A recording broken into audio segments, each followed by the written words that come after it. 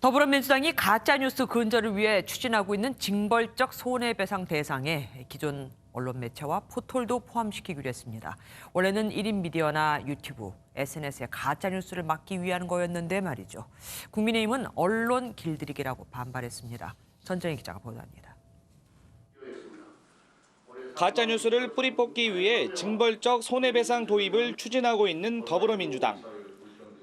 허위 사실로 피해를 입힌 경우 손해액의 3배까지 배상을 청구할 수 있도록 한다는 건데 그 대상에 기존 언론과 포털도 포함됐습니다.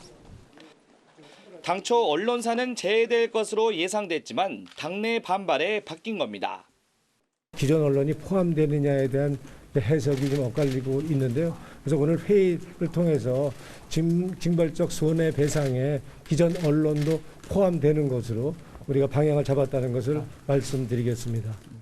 표현의 자유를 침해할 수 있다는 우려에 대해서는 징벌적 손해배상은 악의성과 고의성 등을 고려해 법원이 판단하는 것이라며 과잉 처벌이라고 할 수 없다고 강조했습니다.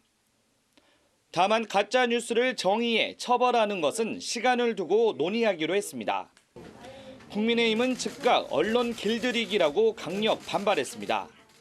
형벌도 가하고 재산상의 어떠한 또 피해도 주고 이렇게 해서 언론에 대한 위축을 시도하려고 하는 것 같은데 왜 그렇게 조급하게 민주당은 징벌적 손해배상 도입 등 언론개혁 입법을 이번 달에 처리하겠다는 방침이어서 여야 간 충돌은 불가피해 보입니다.